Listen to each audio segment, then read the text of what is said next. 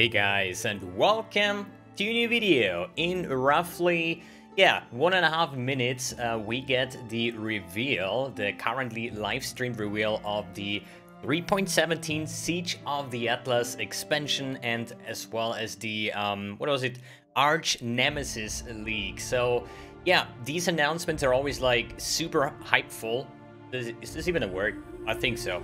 Anyway, so big hypes. I'm so looking forward to 3.17. I'm so looking forward to grind it up again, basically, right?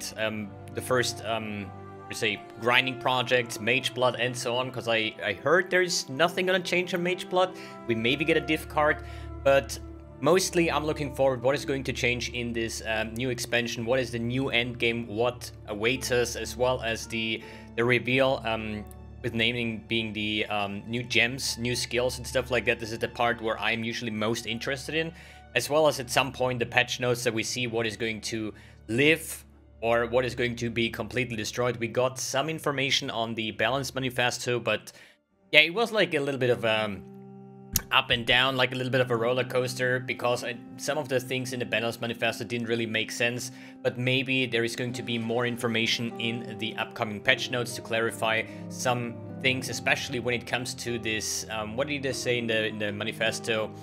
Some ignite enhancing melee stuff. So we probably gonna get our hands to play some melee ignite builds, maybe some slammer or something like that.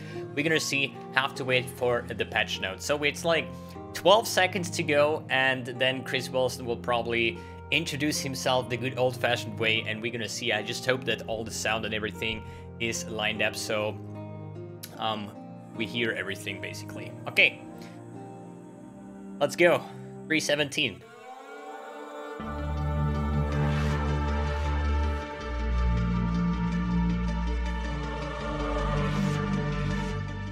Oh, maybe. God, I miss that stuff. Shaper influence, Elder influence on the Atlas to manipulate, removing maps from the Atlas, permanently sustain barrel chambers and stuff. Oh boy, I miss those days.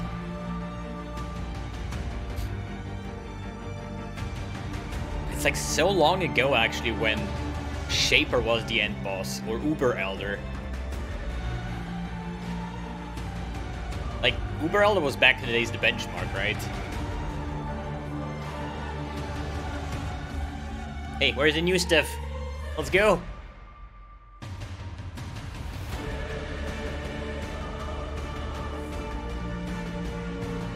I mean, to be fair, all of this Conqueror stuff, I mean, with all the influence and stuff, it was actually pretty good. But hey, 3.17, right? Siege of the Atlas. Give me something new, dude. I'm waiting.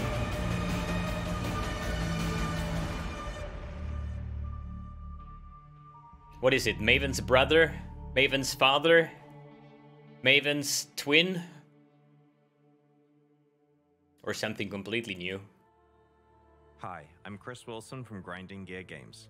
Thank you for joining us as we unveil Path of Exile's next big expansion, Siege of the Atlas. Since the Atlas of Worlds was introduced in 2016, we have released 3 large endgame expansions, each evolving Path of Exile's endgame in a different way. Today, I am proud to present our 4th endgame expansion, which launches on PC and Mac on February 4th, and on Xbox and PlayStation on February 9th. Siege of Atlas cancelled, PoE 2. Twitch drops are enabled for today's livestream, so make sure you follow the instructions below to link your account and be eligible to earn the Wasteland Wings. We've got a lot to show you in today's livestream, so I'm going to cover a lot of ground quickly. We'll start with a trailer for Siege of the Atlas, and then dive into learning about the pinnacle bosses you'll face as you explore the new Atlas of Worlds. We'll then talk about the new way you customize your Atlas experience.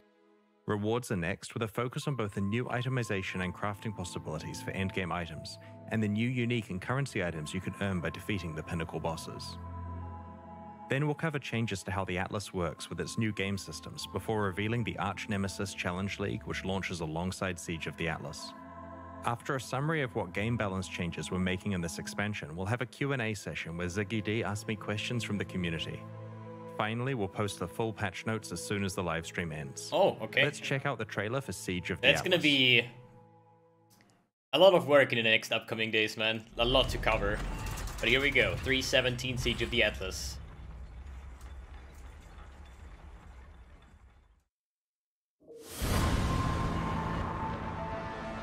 Cirrus is dead.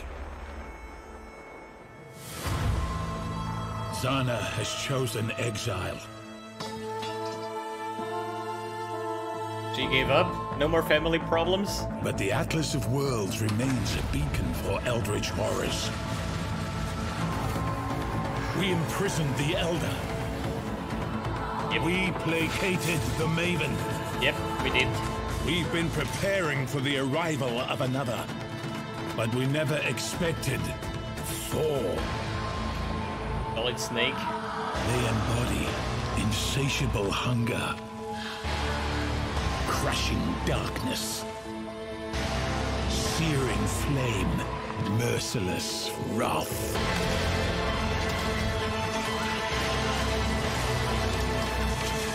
That's gonna be a hideout If in we the don't shop. stop them, they 100%. will consume everything.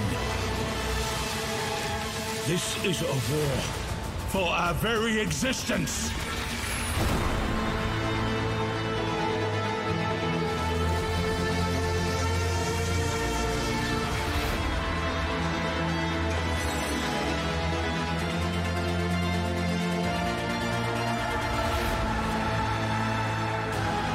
What?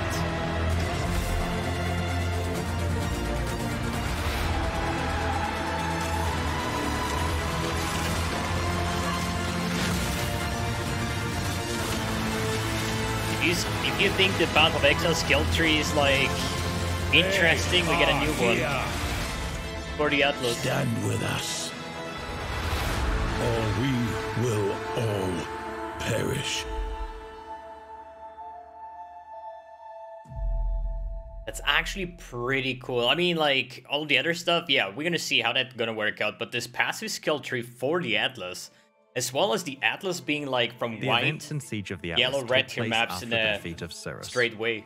With Zana leaving to pursue her own agenda, Commander Kirik has taken responsibility for defending the Atlas and Rayclast against whatever Eldritch Horrors might arrive. Because Oriath was decimated by both Katava and then Cirrus, Kirik has moved several map devices to an isolated island in the Kurui archipelago and has established a militia in order to prevent another event like the Cirrus incident. In this expansion, you will join Kirik's militia and will be asked to scout the front lines of the Atlas for threats. After encountering the Maven, you will learn that 2 more Eldritch Horrors like her or the Elder are on their way to the Atlas. Unlike her though, their intentions are driven by the need to consume absolutely everything they encounter. You must learn what you can do about these entities and attempt to prevent the existential threat they pose to Rayclast.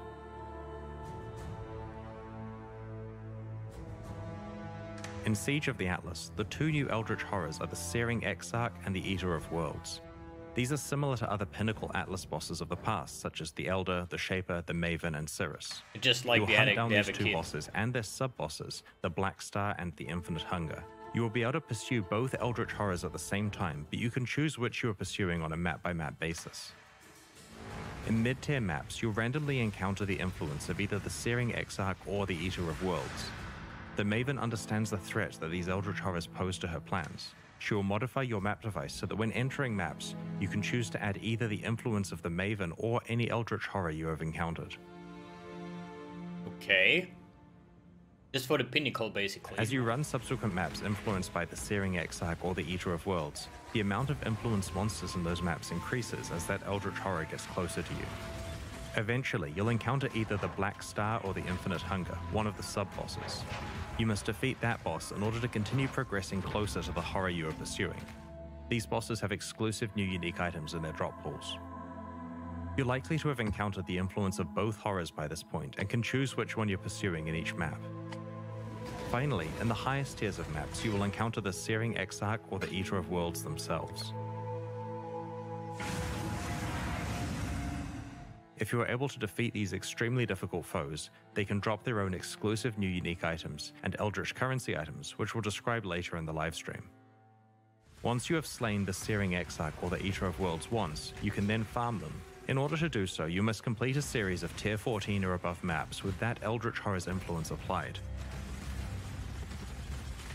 You'll eventually find a key that allows you to challenge the Black Star or the Infinite Hunger again. As this key to the fight is tradable, it's not a strict requirement that you slay this first boss, but the item rewards will strongly encourage you to do so. Okay. After continuing to farm tier 14 or higher horror-influenced maps, you will receive another tradable key to fight the Searing Exarch or the Eater of Worlds, giving you another shot at their exclusive rewards. The good thing is there's a tradable. The keys to the farmable versions of these bosses can be rolled like regular maps, but with their own mod pool. This allows you to control the difficulty and rewards even further. Earlier, I mentioned that maps can be influenced by the Searing Exarch or the Eater of Worlds. Before we move on, I wanted to go into more detail about what that actually means. In influenced maps, as you defeat enemies, altars themed around the Searing Exarch or the Eater of Worlds occasionally appear where you kill those enemies. These altars give you the choice between two options that can either modify your character, influenced monsters, or the boss of the map by increasing rewards but also increasing difficulty. You can encounter multiple altars per area, so sometimes you can drastically affect the difficulty and rewards of a map as you play through it. It's also fine to ignore it and choose not to increase the difficulty and reward of the map if you feel that it's already challenging enough. An example of a modification is altering the map boss so that all of its damage shocks, but also causing it to drop an additional Eldritch currency item as a reward. We'll explain what these new currency items do later in the livestream. Just get Aeon and immune, easy. In the last iteration of the Atlas, you needed to use Watchstones to both unlock new maps and raise the level of maps across your Atlas. This required grinding Conquerors and managing the optimal placement of 16 different Watchstones. In Siege of the Atlas, we've removed Watchstones and have restored the hidden maps back to the base Atlas so they don't have to be unlocked over time. We've added much of the power from craftable Watchstones to Atlas passives so that you can still access the benefits you're used to without the busy work of managing Watchstones. Okay, this is how it works. Despite the era of Watchstones being over, we do really like the ability to raise the tier of maps on your Atlas, so that eventually all of them are tier 16. To this end, we have introduced Voidstones. You can earn up to 4 of these, one each from the Uber Elder, the Maven, the Searing Exarch, and the Eater of Worlds. Placing Voidstones on your Atlas will raise the tier of all of its maps, eventually making them uniformly tier 16.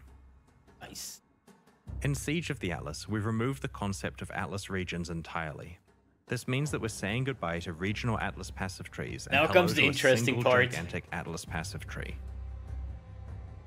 Good old Path of Exile. Yep. This new tree has over 600 passives available to choose from, and you can earn 117 Atlas passive skill points by completing your Atlas. Each different map you complete the bonus objective of grants you 1 skill point. You can also earn some extra ones by completing the Maven's multi-boss fights. Whenever you allocate an Atlas passive skill, its stats apply to every map you run anywhere on the Atlas.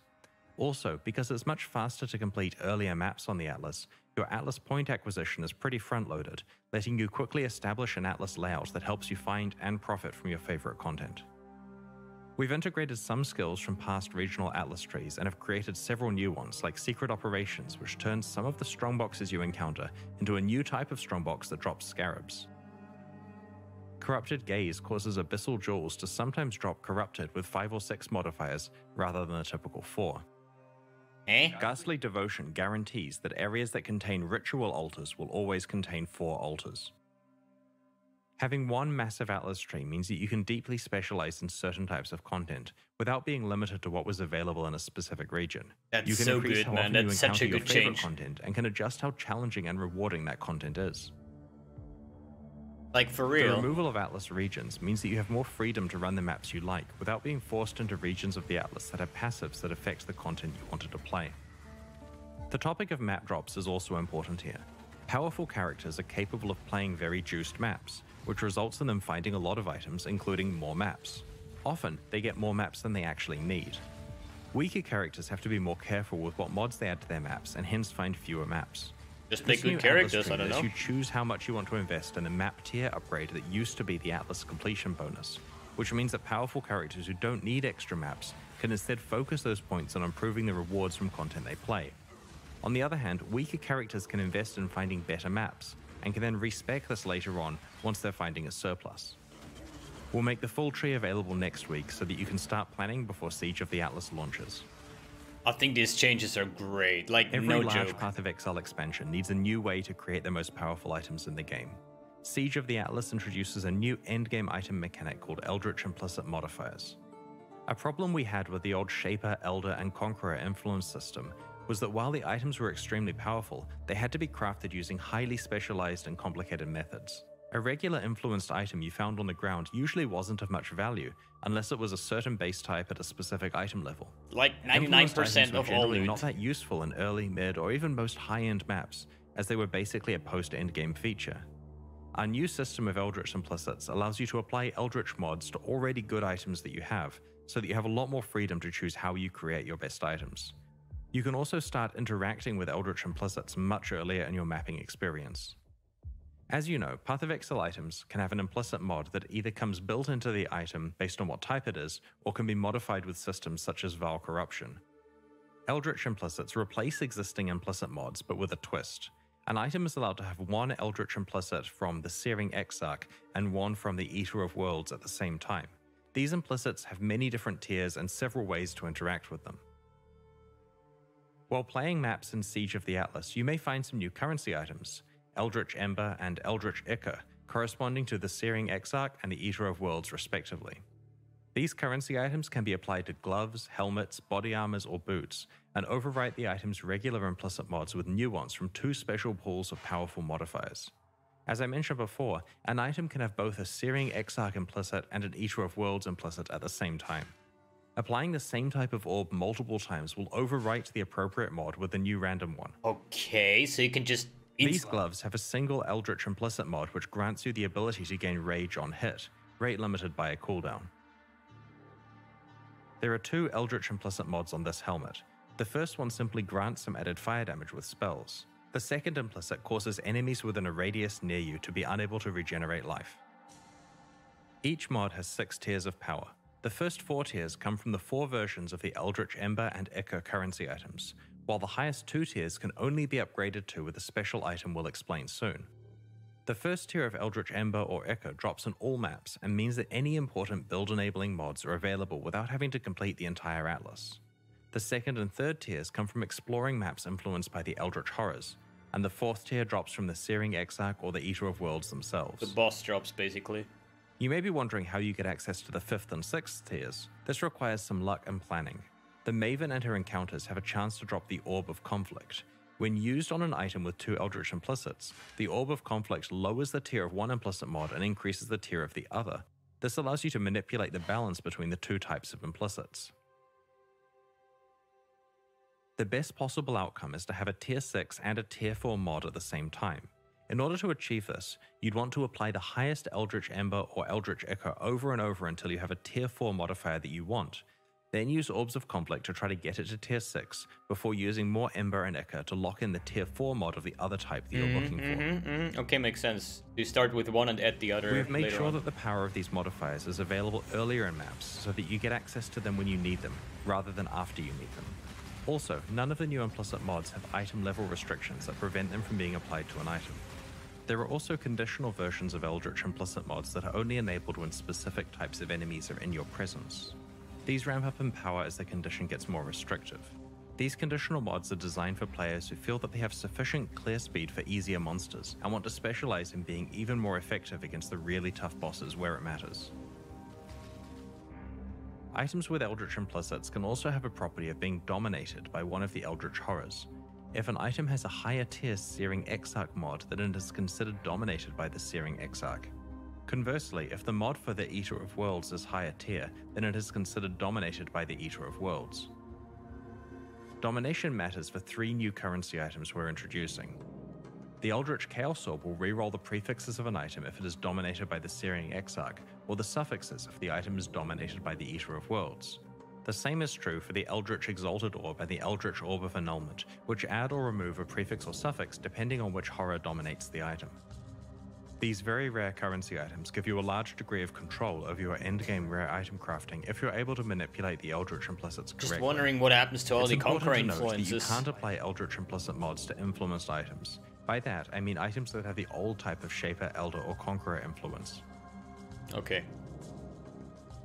The Siege but it's of going to the be Atlas insane crafting, dude. The mirror tier items are going to be ridiculous this league. The 4 new Atlas bosses we have introduced. All of these are powerful uniques, and we'll show you 6 of them today. The Ashes of the Stars Onyx Amulet increases the level of all of your skill gems and grants them an additional 20% quality. It also improves the reservation efficiency of your skills and lets you level all of your gems faster, which is really useful for gems such as Empower and Enlighten. The big boost to quality is very valuable with some alternate quality gems, as well as certain skills like curses. But it's only skill gems, so gotta keep that in mind. The Dissolution of the Flesh prismatic jewel changes the way that you interact with incoming damage. While you have this jewel equipped, damage is taken in the form of a temporary reservation to your life pool. If you reserve 100% of your life, you die. This allows you to ignore life recovery completely, since the actual amount of life you have left is irrelevant as long as you manage the timing of your life reservation. The Polaric Devastation Opal Ring introduces a new debuff called Covered in Frost, and gives you another way to apply the existing Covered in Ash debuff. This is a solid ring for anyone specializing in either fire or cold damage. In a similar vein to Covered in Ash, Covered in Frost causes the target to take 20% increased cold damage and lowers their critical strike chance. The Ceaseless Feast Spiked Gloves have a new debuff called Corrosion, which you can stack up on enemies to remove their armor and evasion. This is not only a great way to reduce their physical damage reduction, but the gloves also have an additional bonus that applies when you have stripped away all of the enemy's armor or evasion. We are also introducing a pair of very rare aspirational unique jewels, Forbidden Flame and Forbidden Flesh. Each of these jewels drops from one of the two new Pinnacle Atlas bosses, and they are certainly unique in that they must work together to unlock their potential.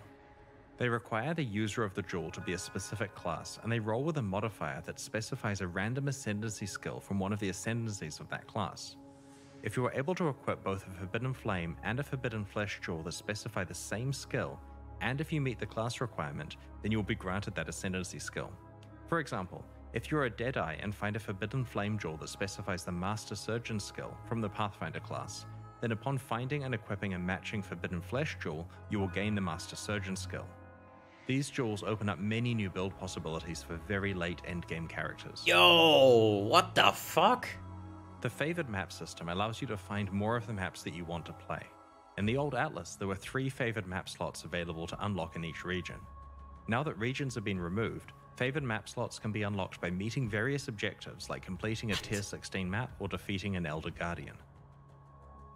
There are 12 favored map slots that can be unlocked. These now apply to all map drops on the Atlas, rather than affecting map drops in just one region. Each slot provides a 10 times multiplier to how frequently its corresponding map drops, relative to other maps. You can select 12 different maps as your favored maps, or you can put the same map type in all 12 slots for a massive 120 times boost to its occurrence in your drop pool. Yo, that's so good! Holy shit! All 4 Void Stones into your Atlas, making all of your maps Tier 16, and with a 120 times multiplier applied to a specific map. In this case, the specific map you have chosen will constitute over 50% of all Tier 16 map drops. Sextants can be found That's from so Tier 14 fucking onwards good, and are man. applied to Void Stones. Holy shit. When you use one on a Void Stone, it affects your whole Atlas. Because Void Stones come from the highest tier content, we've removed Simple Sextants and Prime Sextants, as they can no longer be used when you would typically acquire them. We've added the mods from these Sextants to the pool of mods that Awakened Sextants have. Because this dilutes the pool of mods that Awakened Sextants can roll, we've increased the frequency at which you acquire Awakened Sextants. Your existing Simple and Prime Sextants will be converted to Awakened Sextants at the launch of Siege of the Atlas. We have made no changes to Elevated Sextants. With the new Atlas system as context, we have done a balance pass of all Sextant mods. This resulted in a slight reduction to the amount of content or monsters that a given Sextant mod introduces to an area. We've removed the Nemesis Monsters Drop 3 additional currency items mod, both because it's busted, and because it's incompatible with our future plans for the Arch Nemesis League content. We've also added a whole bunch of new Sextant modifiers. Fine for me, I never farm them 3, even though it's like the general ridiculously intention good. behind these new mods is that they give a strong benefit while adding extra difficulty, or reward players for specializing into having other leagues present in an area. For example, there's a Sextant mod that ensures that all breaches in an area belong to Chalula. So if you can maximize the number of breaches through Scarabs, map device modifiers, the Atlas passive tree, or other Sextants, then you've got a whole bunch of valuable Chalula breaches in that map. With the removal of Watchstones, players would have lost the ability to swap in and out Watchstones with different Sextant modifiers on them depending on which maps they were running. We like the strategic use of Sextants, so we have reintroduced this behavior with a new currency item called the Surveyor's Compass. This can be applied to a Void Stone with a Sextant mod on it to itemize that Sextant mod for later use or trade. This currency item drops periodically and is also sold by Kirak for 1 Chaos Orb, similar to how Einhaus sells Bestiary Orbs. There's no limit on how many you can purchase. They can like PoE trade every mod that you may want be to have. wondering what is happening. People are just gonna save everything. Well, Kirak is taking over from her, but it works a little differently now. Kirak has assumed the position of commander, and he has important missions for you to carry out in the Atlas. You open these missions at your map device and can run them just like before. However, you won't encounter Kirak inside a map, and you won't be able to apply Kirak objectives to a map itself. Because of this, we have raised the chance that you receive a Kirak Atlas objective when you defeat a map boss. Previously, Zana's missions had completion objectives, but with the removal of the favor system, this stopped mattering. Instead of focusing on completion, Kirak missions now focus more on rewards, and so their purpose is to provide you with additional League content or extra item drops. Instead of your free daily mission being based on the last map you've completed, it's now based on the highest tier map you've completed in this current league. For example, if you completed a tier 16 map, your daily missions will always be high tier maps. Kirak missions can now include additional content like Conquerors, Ritual Encounters, Expedition Encounters, and even Monstrous Treasure, the former prophecy that makes an area contain 24 to 36 additional strongboxes with no natural monster inhabitants. Kirak now sells you maps, much like Zana did in the past, except there is now a wider variety of outcomes with variance on the prices, so you should probably go and check what he's selling more frequently in case there's a good deal. The items in the window are re-rolled under the same conditions as Zana's previous shop. Kirak can sell maps that come with implicit mods enabling various content, for example, a map that always has a Legion encounter, or maps that have varying degrees of deliriousness on them. As you play through maps, you'll occasionally find Atlas scouting reports, essentially communication about important missions from other people who scouted the Atlas and didn't survive. These items can be used like a currency item to re-roll the set of mission maps that Kirak is offering you. These new maps have a different set of mission outcomes that includes valuable ones like guaranteeing a unique map, having all maps be corrupted, always including a Shaper Guardian, Elder Guardian, or Conqueror, having only uncompleted maps available, or adding a Breach Stone to the selection. The value here is not only the re-roll of what is offered to you, but also the guarantee of one or more high-value missions. On the Atlas passive tree, you can specialize into finding more Atlas scouting reports or unlocking new types that can drop. Kirak also sells the aforementioned Surveyor's Compass used to itemize Sextant mods, as well as everything else Zana previously sold, like specific divination cards. Despite them not being part of the core Atlas experience anymore, it's still possible to fight Cirrus and the Conquerors to take advantage of their influence and unique item rewards. Tier 14 or higher map bosses now have a chance to drop maps influenced by the Shaper, the Elder, or a random Conqueror. You can also purchase these maps from Kirak. When you enter the map, you'll be met with hordes of influenced monsters that can drop influenced items. Upon defeating the map boss, a portal will open to the Conqueror's arena. Upon death, the Conqueror will drop a fragment. Each Conqueror has their own fragment. Combine all 4 fragments in your map device to open a set of portals to the Cirrus encounter.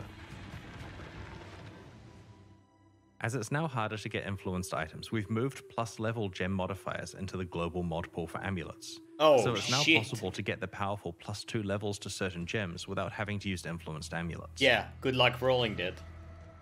Now that Cirrus and the Conquerors are no longer core parts of Atlas gameplay, they will not drop awakened gems. These gems can now drop from Maven invitations. What's the point of farming Nemesis Cirrus is a challenge league that reinvigorates fights with rare monsters. It introduces around 60 new monster mods and allows you to customize your rare boss fights to control your level of risk and reward. These mods can be combined in over 35 recipes to create new, more powerful and rewarding mods. As you play through the league, you'll discover more recipes and learn how to best utilize them to get the most valuable rewards. When you slay regular rare and magic monsters in the Arch Nemesis League, they sometimes drop an itemized version of a new Arch Nemesis monster modifier. You store these in a dedicated inventory panel so they don't clutter your regular inventory. That's good, but what about auto pickup? You play, you'll encounter 4 monsters that are frozen in place, petrified, and bound to an Arch Nemesis statue. When you find such a monster, you can free it by empowering it with an Arch Nemesis mod. If you're able to successfully defeat the empowered monster, then you will receive the fixed reward that corresponds to that modifier. The trick that makes this league awesome is the 4 petrified monsters per area. You see, the mods you apply will accumulate as you play through the area. When you empower your second monster, it also has the mod you applied to the first monster. This results in a fight that has twice as many dangerous mods and twice as many rewards. Even though you receive the reward from the first mod when you killed the first petrified monster, you receive a second reward of that type when you kill the second petrified monster. The same applies to the third and fourth fights in the area as well. By the time you defeat the fourth monster, you'll have received the first reward 4 times, the second reward 3 times, and so on. Take care when picking what order you consume your mods so that you can maximize your rewards. More than half of the available mods are created by combining other mods together on the same monster. As an example of how this works, if you apply both Incendiary and Hasted to the same monster, then in addition to the rewards that these two mods grant, you will also receive an itemized Flame Walker mod upon killing the monster. This can then be applied to another petrified monster later on to complete further recipes. These recipe mods yield substantially more dangerous encounters and have more valuable rewards. Even if you're not completing a recipe with your modifiers, you can still combine them to get some ridiculous combinations of rewards. For example, defeating an Innocence-touched enemy grants 3 currency rewards and converts all other rewards into currency. Defeating a mirror image enemy grants a divination card reward and rerolls all rewards 3 times, yielding the rarest result. Killing a Flamewalker enemy grants 3 weapon rewards. Killing a toxic enemy grants a generic reward plus a gem reward. If you were to kill an enemy with all 4 modifiers, you get a total of 9 currency rewards, each rolled 3 times and dropping the best result. But if you apply the mods in the order mentioned above, then as you kill each of the 4 monsters in the area, you'll receive the earlier rewards multiple times. The end result is the equivalent of getting 60 currency rewards and receiving the best 20 plus 3 regular currency rewards. Okay, that's a bit As complex, you can see from this example, even the basic rewards that offer, say, 3 random weapons are really useful because you can combine them with reward conversion mods to take advantage of their high item counts. Just reroll everything into currency. Other types of crazy ways you manage to combine your Arch Nemesis rewards. To prevent you having to backtrack, there are more than 4 possible locations where you may encounter petrified monsters in each area, but only the first 4 you encounter can be empowered and fought. Arch Nemesis mods cannot be traded with other players. Your progress is your own. We designed this league to be a relatively simple one to go alongside all of the new Atlas content in this expansion, I was expecting and it exceeded our expectations. The fights are fun, the rewards are punchy, and there are a lot of tough decisions about which reward combinations or recipes you can pursue. In Siege of the Atlas, our balance goal is to take 2 very common gameplay archetypes that struggle with endgame content and to buff them so that they're in a much better place compared to other builds. I just think they're gonna be The ones we are targeting are hit damage bow characters and hand-casting spellcasters. If you haven't checked out the balance manifesto about these changes that we posted recently, I'd encourage you to read all about them in the patch notes that will be posted when the livestream ends. To be clear, this expansion does have a few of the usual nerfs to the most overperforming builds, but for the most part, the majority of balance changes are buffs. The goal is that players who play hit damage bow builds and hand-casting spellcasters are significantly more competitive. Alongside Siege of the Atlas, we're introducing 2 new types of stash tab, one for flasks and one for gems. Okay. A side effect of this is that you're able to set your regular tabs to have affinity for flasks or gems, regardless of whether you've purchased the new specialized tabs. The Gem Stash tab allows you to easily store and sort your collection of up to 500 skill and support gems. By default, it displays all gems stored in the tab, but you can use one of the 4 categories at the top to filter between red, green, blue, and white gems.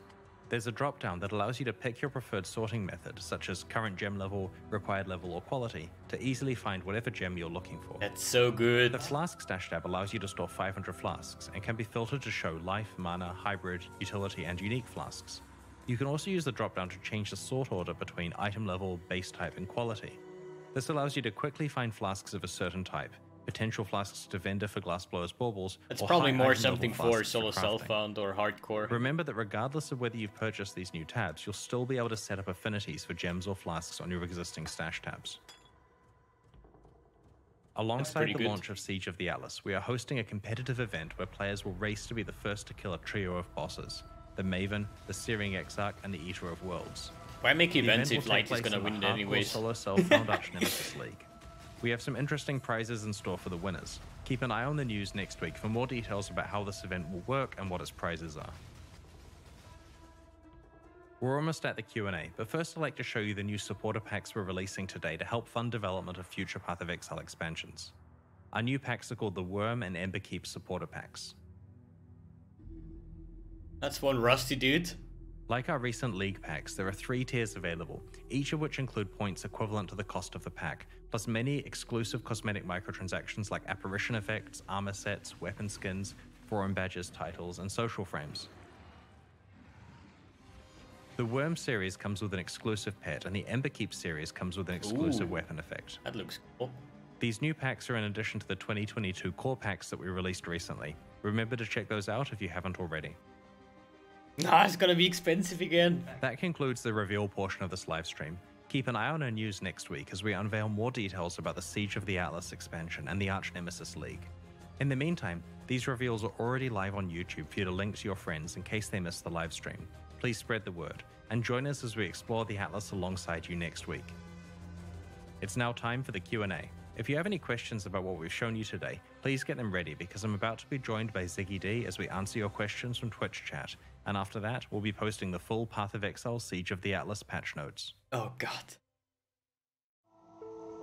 Alright, I think I'll just pause this right here, and holy shit, that has been a lot of information, like a lot of information. To be fair, first off, I was kind of sure that the Arch Nemesis League is going to be like a small league. I think the last time this happened was like in, I think it was Metamorph League, if I'm not 100% wrong here, where we had like, where people said like, yo, you know, Metamorph wasn't like a big league, it was just a couple of monsters. You have like this body parts basically, and you spawn a boss. Like, great, it's like, what is this league, you know? But having this like, I don't know what it was, War of the Atlas, whatever, this entire expansion and then a small league just because of all the expansion work has been done, you know, was still a pretty good league. And this is pretty much the same what comes here. We have like this whole new Atlas system with the Atlas passives and all the new like end game bosses and so on, and on top of that the small league. So I'm not too hyped about the new league, to be honest. You know, it's just like, I have to see how this actually works out. It looks pretty fun when it comes to that we just can manipulate all these rewards into the ones that we actually want to have. But oh boy, I'm more interested in all this like Atlas approach. Like, there has been a lot of things that Chris showed us here that are very good for the game, especially removing all like these Atlas regions where you said like, yo, my favorite map is like tower map, you know, and what can I run with that? Okay, there is, I don't know, Soulfight Nico or Alva, for example, you know, and there is other forms where you say like, okay, in the left bottom side of the region is like Legion and Beyond, and I want to actually combine. I want to run my favorite map, but also want to run my most favorite League mechanics on top of that, right? And this was like a problem when we had all these like Atlas region. This is like completely gone now. If you go, wait, I cannot go back now. It's still live stream, but it's going to be so great, especially with the 12 favorite map slots, for example, where you can just like, what did you say, like 120% increased, or like out of 10 maps, 5 of those will be at least the ones that you picked up as your favorite map. And this is going to be insane for all the targeting farming strategies that people are going to develop. I'm pretty much sure I'm going to do some tower farming next league because it paid off pretty well in the last league. I mean, yeah, we had Scourge and the item rewards were kind of ridiculous, but still, I think tower farming is like a super enjoyable way. I could easily run like 200 maps in like 2 days or something without getting burned out, and it gives a lot of currency, as well as like other strategies that we will encounter as soon as the Atlas passives basically go live, or at least like when GGG reveals them for us to pick before the league starts, so we can maybe find out what kind of like strategy we're going to use. And it looks pretty amazing. It's a little bit overwhelming, especially with all this like crafting stuff, with the influence, or at least like the implicit changes, you know, with the tier 6 mod, tier 4 mod and stuff like that. So these 2 new implicit modifiers, as well as the Conqueror influences. So I think there's going to be ridiculous mirror tier items on the market for the upcoming league, with like, you know, 6 perfect T1 items if it's possible, with the new influence items, or at least the new currency items, where we could you know, with the dominated stuff where you can target a null, at least suffixes or prefixes and stuff like that, I think it's a little bit overwhelming for me right now, right? I'm probably gonna watch this entire thing again just to get a better clue on how this exactly works with the crafting things and stuff like that. But oh boy, it's a lot. It's a lot. And after this, there is the patch notes. I'm going to continue now with creating these kind of videos almost every single day just to get all the information that GGG provides us. With today's video, with the reveal of this, then tomorrow we're gonna check out the more in-depth version, then we're gonna go over the patch notes and so on, and then at some point in like, what is it like today, the 27th, so in a week from now, like next week Friday, is leak start, should be, and I'm also gonna like provide you guys with the leak starter that I pick. And I'm also looking forward to what kind of skill gems we're gonna get for this new... I mean, it would be sad if they don't release something new, right? Because there's always stuff like that happening. And maybe I'm like probably known for picking the new stuff, so we're gonna see what they're gonna give us. I don't want to spoil something. Let's keep that for another video, but oh boy, this looks insane. I cannot wait. Alright guys, thanks for tuning in, thanks for watching, and see you in the next video.